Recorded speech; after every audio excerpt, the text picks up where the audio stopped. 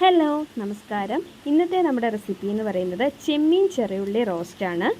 ആദ്യം തന്നെ നമുക്ക് 500 ഗ്രാം ചെമ്മീൻ കഴുകി വൃത്തിയാക്കി മാറ്റി വയ്ക്കാം.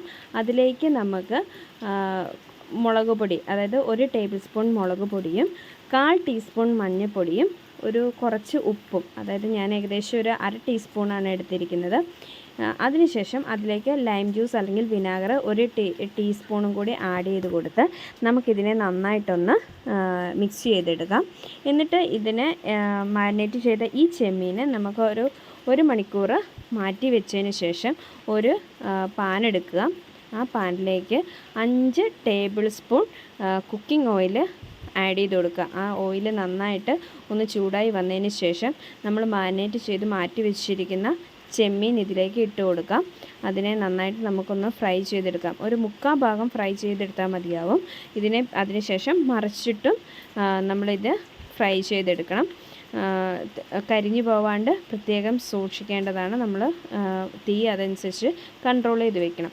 എന്നിട്ട് ഈ മാരിനേറ്റ് ചെയ്ത് വെച്ചിരിക്കുന്ന എല്ലാ ചെമ്മീനും ഫ്രൈ ചെയ്തെടുത്തതിന് ശേഷം നമുക്കിതിനെ വേറൊരു പാത്രത്തിലേക്ക് മാറ്റി വയ്ക്കാം. ഇത് മാറ്റി വെച്ചതിന് ശേഷം നമ്മൾ ഈ ഫ്രൈ ചെയ്ത പാനിലേക്ക് തന്നെ എന്ത് ചെയ്യണം, ഒരു 1/2 ടീസ്പൂൺ കടുകിട്ട് നമുക്കതിനെ ഒന്ന് പൊട്ടിച്ചെടുക്കാം. അതിനുശേഷം ഒരു 10 വെളുത്തുള്ളിയും 1 ഇഞ്ച് ഇഞ്ചിയും കൂടി ചോപ്പ് ചെയ്തെടുത്തത് ഇട്ട് കൊടുത്ത് നന്നായി ഇതിനെ ഒന്ന് വഴറ്റിയെടുക്കാം.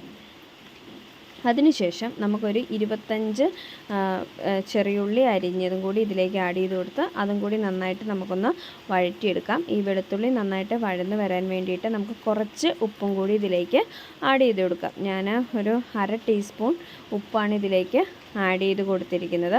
എന്നിട്ട് ഇത് ഇങ്ങനെ നമ്മൾ നന്നായിട്ട് ഇളക്കി കൊടുക്കണം. ഇതൊന്ന് ബ്രൗൺ കളറായി വരണം. കണ്ടോ, ഇപ്പോൾ അത് ബ്രൗൺ കളറായി വന്നിട്ടുണ്ട്. അതിലേക്ക് നമ്മൾ 2 ടേബിൾ സ്പൂൺ കാശ്മീരി ചില്ലി പൗഡറും കൂടി ആഡ് ചെയ്ത് കൊടുക്കണം.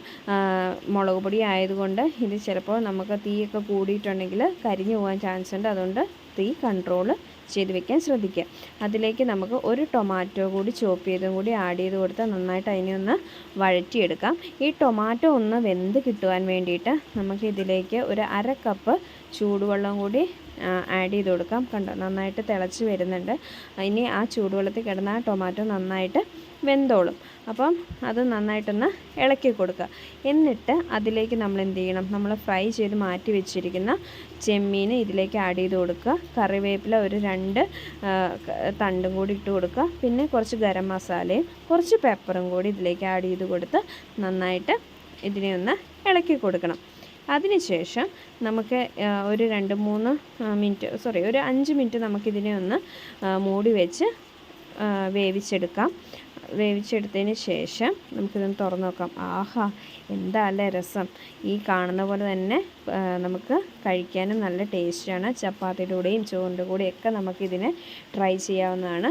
ഇതെല്ലാവരും മസ്റ്റ് ട്രൈ ചെയ്ത് കമൻസായിട്ട് എന്നെ അറിയിക്കണം. അപ്പോൾ അടുത്ത വീഡിയോയിൽ കാണാം. താങ്ക്